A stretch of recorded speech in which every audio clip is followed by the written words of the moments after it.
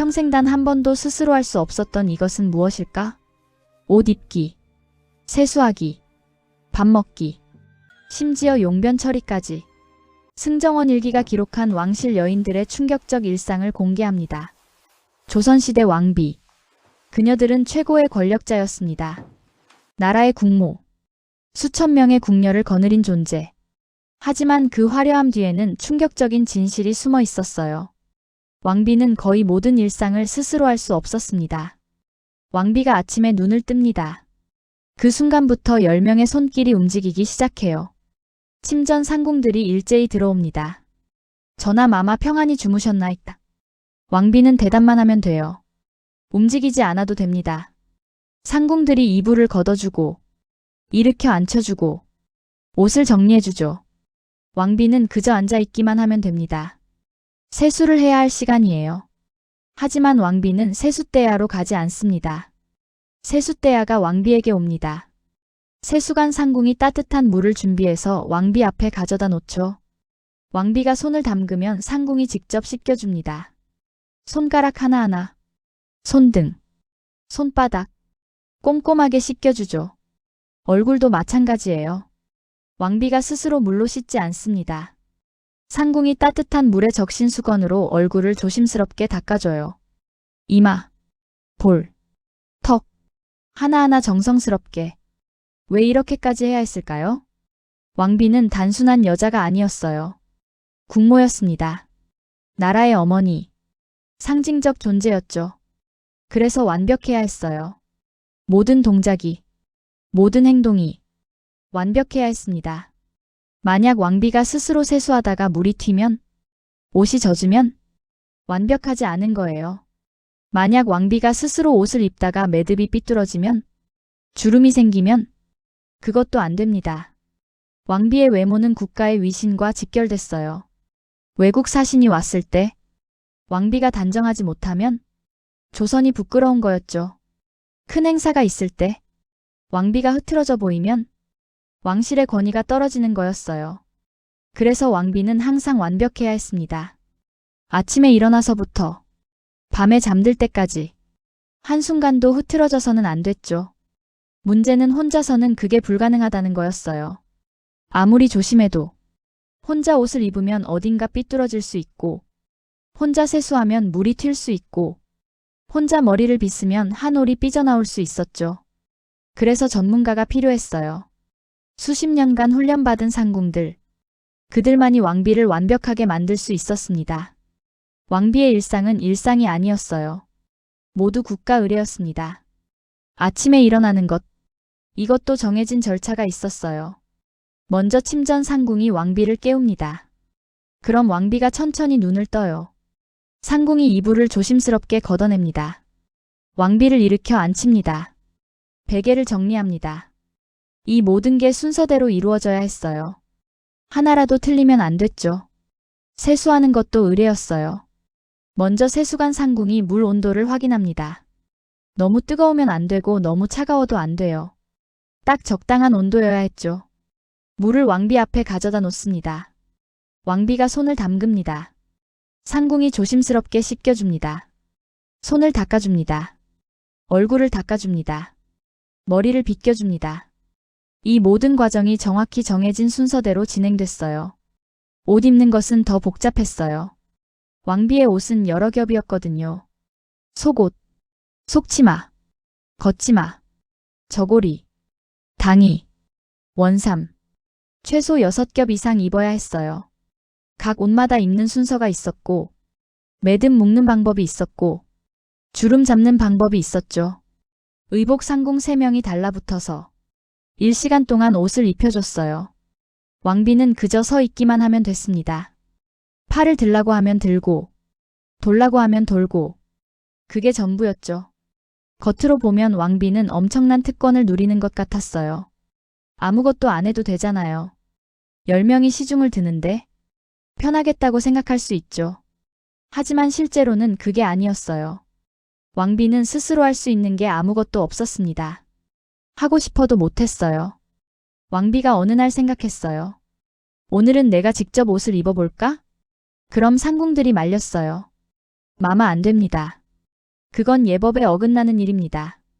왕비가 또 생각했어요. 오늘은 내가 직접 세수해볼까? 역시 안 됐어요. 마마 그러시면 안 됩니다. 국모의 품위에 맞지 않습니다.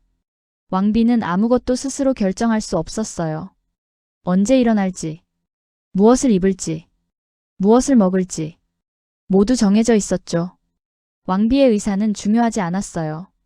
중요한 건 예법, 규칙, 전통이었습니다. 이것이 왕비의 현실이었어요. 화려한 특권처럼 보였지만 실제로는 철저한 통제였던 거죠. 왕비는 자유가 없었어요.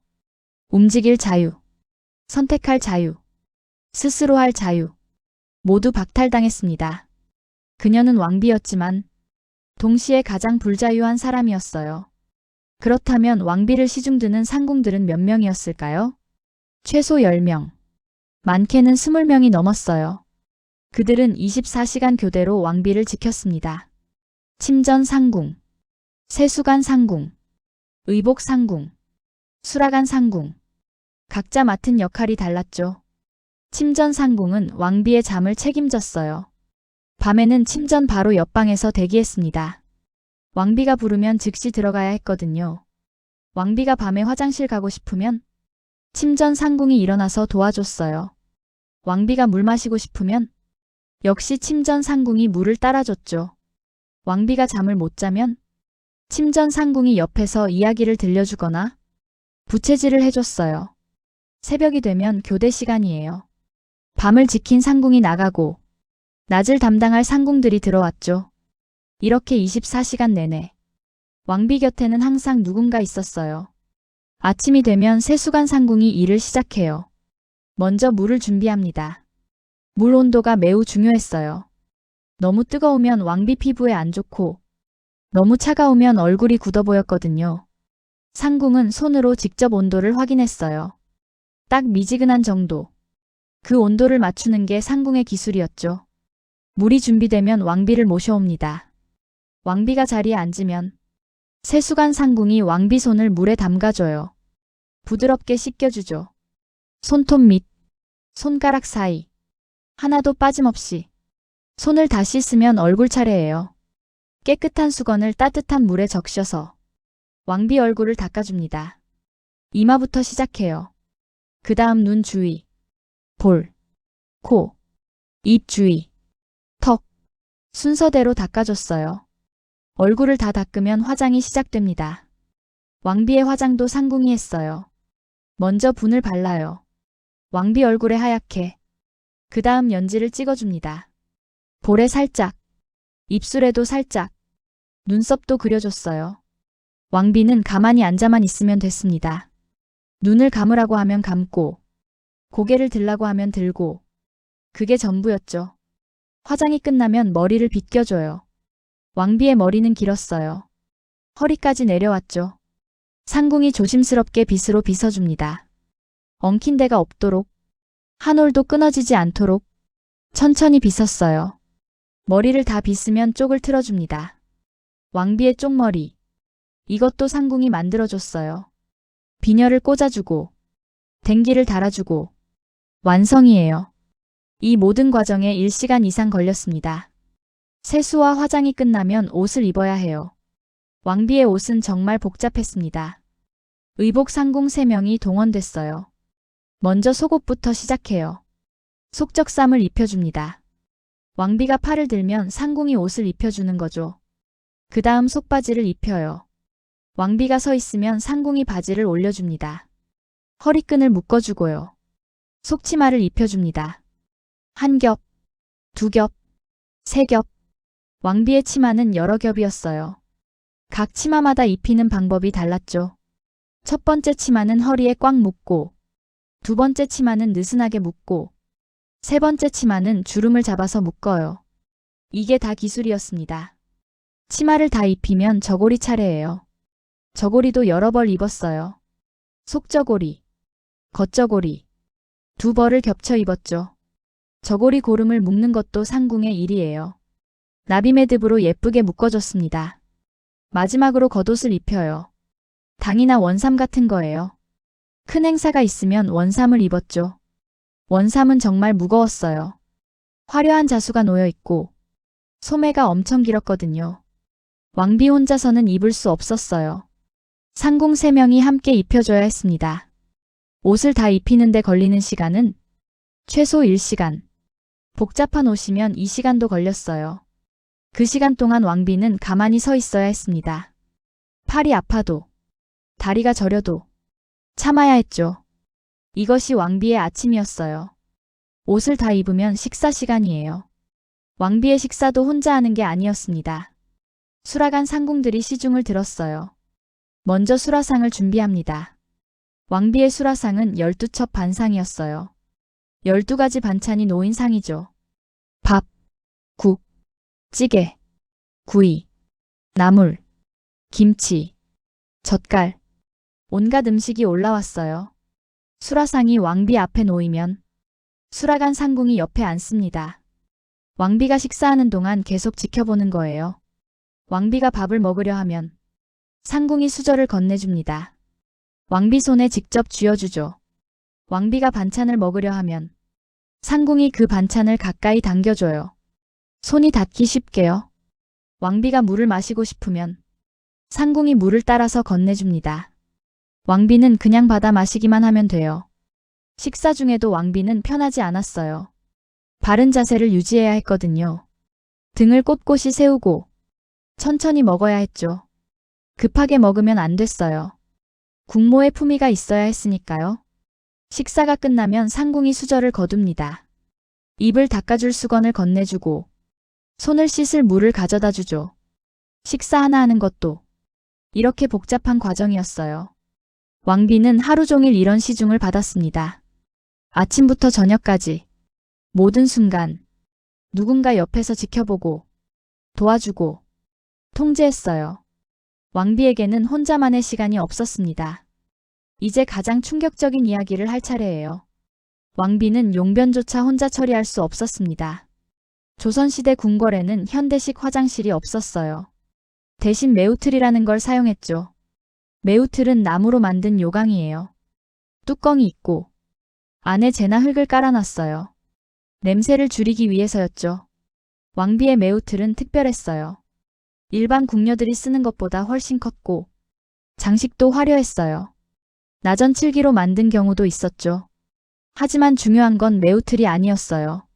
중요한 건 누가 그걸 관리하느냐였습니다. 왕비의 매우틀을 담당하는 상궁이 따로 있었어요. 이름하여 매우틀 상궁. 그녀들은 왕비의 용변을 전담했습니다. 매우틀 상궁은 보통 2명이었어요. 낮 담당, 밤 담당. 교대로 근무했죠. 왕비가 용변을 보고 싶으면 상궁을 불렀어요. 상궁이 즉시 매우틀을 가져왔습니다. 왕비가 용변을 보고 싶다고 합니다. 매우틀 상궁이 달려와요. 먼저 매우틀을 왕비 처소로 가져옵니다. 병풍을 쳐서 공간을 만들어요. 왕비의 수치심을 조금이라도 덜기 위해서였죠. 하지만 병풍 뒤에도 상궁은 함께 있었어요. 왕비가 옷을 벗어야 하는데 혼자서는 못 벗거든요. 상궁이 왕비의 치마를 걷어줍니다. 속옷을 내려줘요. 왕비가 매우틀에 앉을 수 있게 도와주죠. 왕비가 용변을 봅니다. 상궁은 바로 옆에서 기다려요. 다 끝날 때까지. 왕비가 끝났다고 하면 상궁이 닦아줍니다. 부드러운 천이나 종이로 조심스럽게 닦아줘요. 한 번으로 끝나지 않았어요. 여러 번 닦아줬습니다. 깨끗해질 때까지. 닦는 게 끝나면 물로 씻겨줬어요. 따뜻한 물을 준비해서 왕비의 은밀한 부위를 씻겨주는 거예요. 왕비의 수치심은 어땠을까요? 특히 어린 나이에 왕비가 된 소녀들. 처음엔 정말 창피했을 거예요. 하지만 거부할 수 없었죠. 이게 왕실의 규칙이었으니까요. 씻기는 게 끝나면 옷을 입혀줍니다. 속옷을 올려주고 치마를 내려주고 매듭을 묶어주죠. 그제야 왕비는 일어날 수 있었어요. 상궁은 매우틀을 치웁니다. 뚜껑을 덮고 조심스럽게 들고 나가요. 하지만 여기서 끝이 아니었습니다. 매우틀 상궁은 왕비의 배설물을 확인했어요. 왜냐고요? 왕비의 건강을 체크하기 위해서였습니다. 배설물의 색깔, 양, 상태, 모두 중요한 건강 지표였거든요.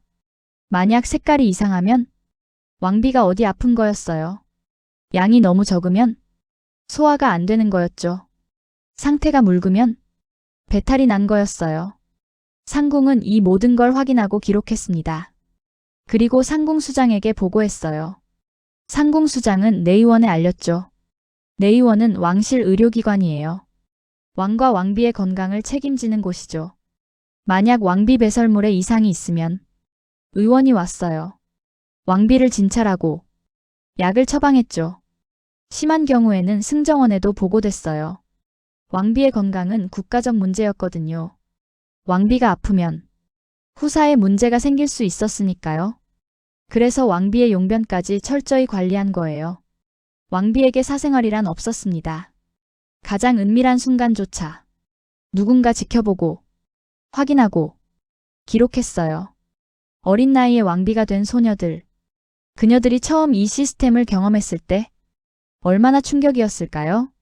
집에서는 혼자 했던 일들을 이제 다른 사람 앞에서 해야 하는 거예요. 옷 입는 것도, 세수하는 것도, 심지어 용변 보는 것까지 모두 누군가 보는 앞에서. 처음엔 저항했을 거예요. 싫다고, 혼자 하겠다고. 하지만 허락되지 않았죠. 마마 안 됩니다. 이것이 궁중 예법입니다. 거부하면 어떻게 됐을까요? 강제로 당했어요. 왕비의 의사는 중요하지 않았으니까요. 중요한 건 규칙, 예법, 전통이었죠. 시간이 지나면서 왕비들은 체념했어요. 어차피 피할 수 없으니 받아들이는 수밖에 없었죠. 처음엔 창피하고 수치스러웠지만 점점 익숙해졌어요. 10년, 20년, 30년. 평생을 그렇게 살다 보니 이제는 혼자서 할 수 없게 됐어요. 옷을 혼자 입는 법을 잊어버렸고, 세수를 혼자 하는 게 어색해졌고, 용변조차 누가 도와줘야 편해졌죠. 이것이 왕비의 삶이었어요. 처음엔 강요였지만 나중에는 습관이 됐고 결국 정체성이 된 거예요. 왕비는 더 이상 평범한 여자가 아니었습니다. 스스로 할 수 있는 게 없는 존재. 항상 누군가의 도움이 필요한 존재. 그렇게 만들어진 거죠.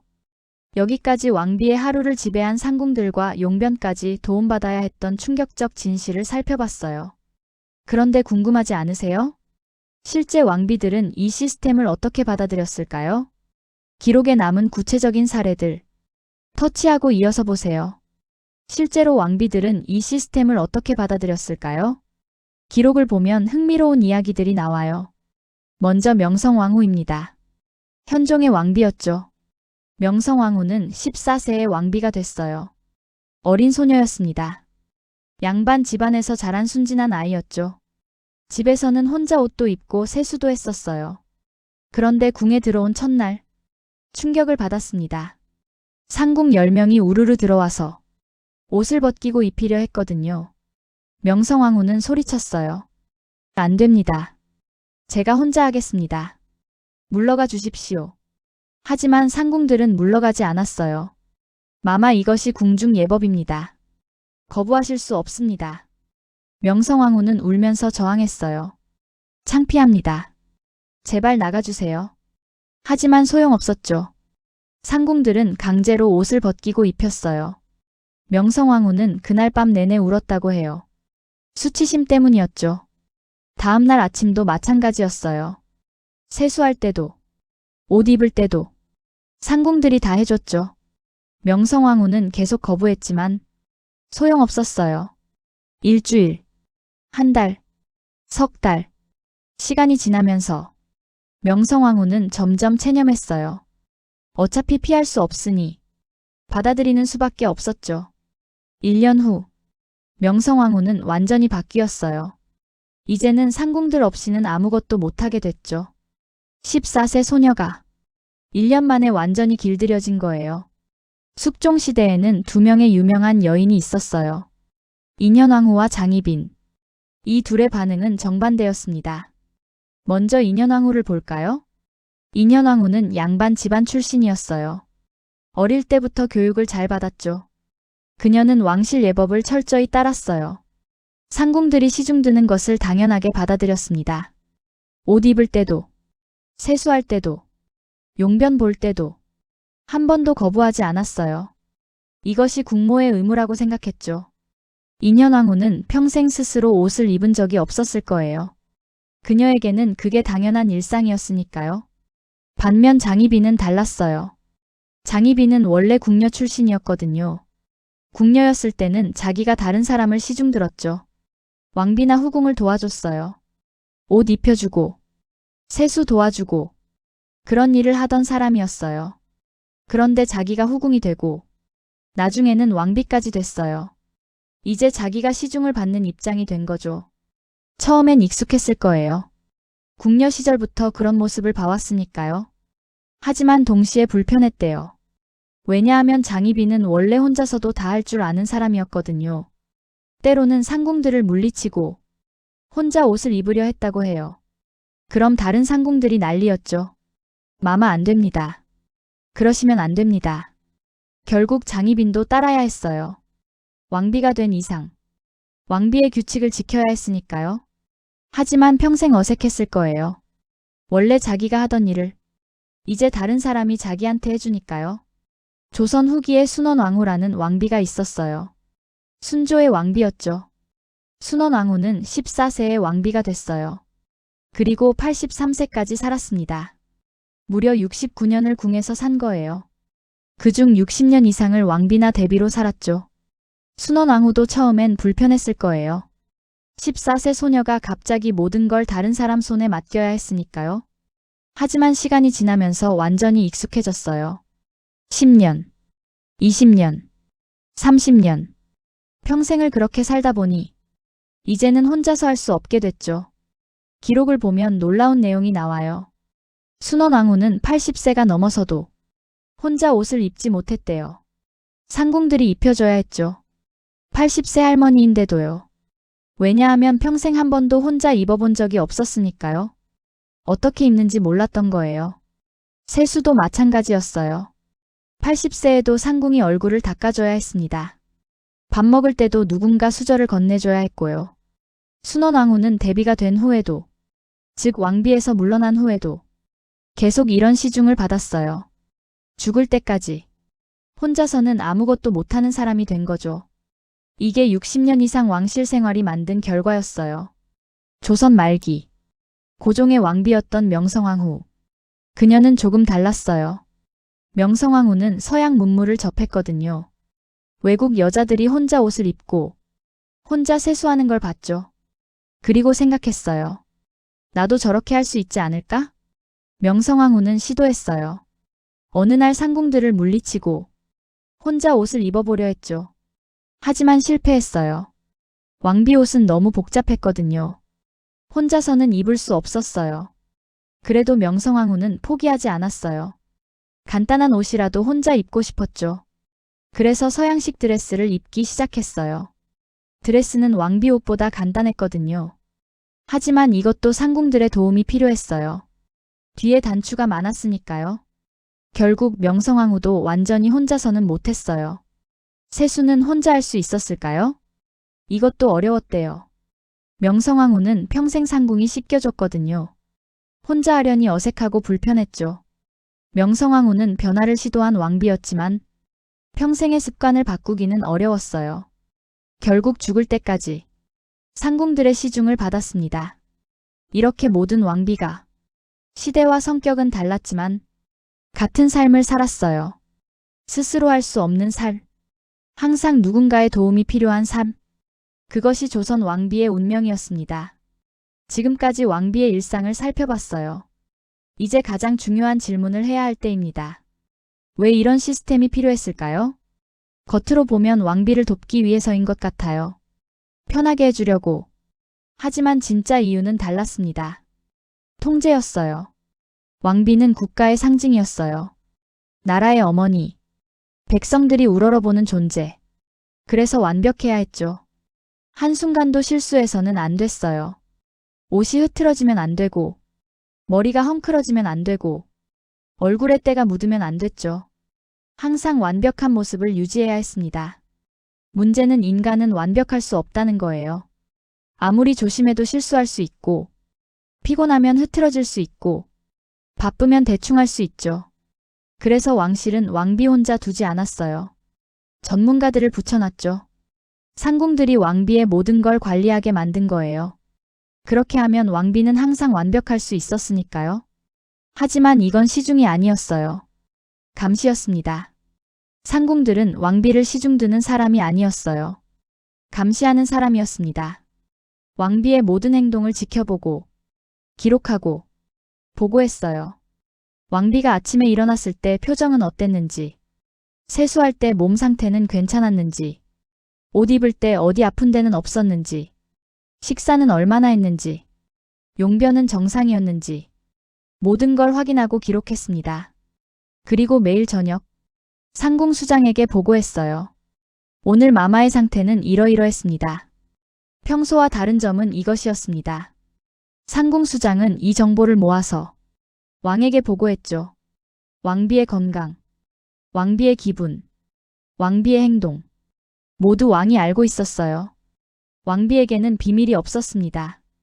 혼자만의 시간도 없었고 숨길 수 있는 것도 없었어요. 24시간 감시당했으니까요. 만약 왕비가 이상한 행동을 하면 즉시 보고됐어요.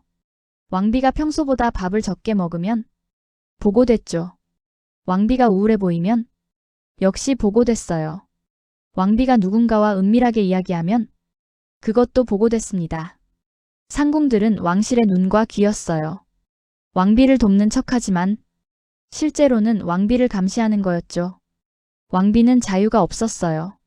움직일 자유, 선택할 자유, 스스로 할 자유 모두 박탈당했습니다. 왕비가 혼자 산책하고 싶으면 안 됐어요. 상궁들이 따라다녔죠. 왕비가 혼자 책 읽고 싶으면 그것도 안 됐어요. 상궁이 옆에 있어야 했어요.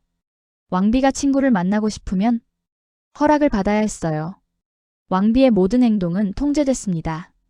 언제 일어날지, 무엇을 입을지, 무엇을 먹을지, 누구를 만날지, 어디를 갈지 모두 정해져 있었죠. 왕비 자신의 의견은 중요하지 않았어요.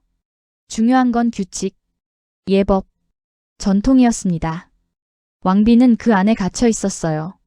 화려한 궁궐, 아름다운 옷, 맛있는 음식, 겉으로 보면 천국 같았지만 실제로는 감옥이었습니다. 왕비는 평생 그 감옥에서 살았어요. 나갈 수 없었죠. 왕비를 그만둘 수도 없었어요. 죽을 때까지 왕비였고 죽을 때까지 감시당했습니다. 인간으로서의 존엄은 어디에 있었을까요? 왕비도 사람이에요. 감정이 있고 욕구가 있고 자유를 원하는 사람이었죠. 하지만 그 모든 게 무시됐어요. 왕비는 사람이 아니라 상징이었으니까요. 국모라는 역할, 그것만이 중요했던 거죠. 조선은 500년 동안 이 시스템을 유지했어요. 수십 명의 왕비가 이렇게 살았죠. 모두 같은 삶을 살았어요. 스스로 할 수 없는 살, 항상 감시당하는 살, 자유가 없는 살. 왕실은 이게 왕비를 위한 거라고 했어요. 편하게 해주는 거라고, 특권을 주는 거라고. 하지만 진실은 달랐습니다. 이건 특권이 아니라 통제였어요. 편함이 아니라 감시였죠. 왕비는 가장 불행한 사람이었을지도 몰라요. 최고의 자리에 있었지만 가장 자유롭지 못했으니까요. 오늘날 우리는 이 역사에서 배워야 해요. 겉으로 보이는 것이 전부가 아니라는 것을, 화려함 뒤에 숨겨진 고통이 있을 수 있다는 것을, 특권처럼 보이는 것이 실제로는 감옥일 수 있다는 것을, 그리고 무엇보다 모든 사람은 자유로울 권리가 있다는 것을, 아무리 높은 자리에 있어도 인간으로서의 기본적인 권리는 보장돼야 한다는 것을.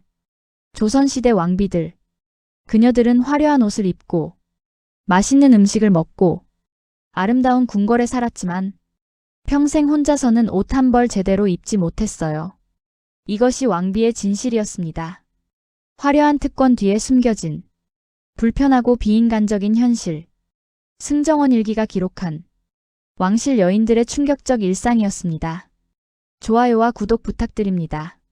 알림 설정까지 해두시면 더 깊이 있는 역사 이야기들을 계속 만나보실 수 있어요.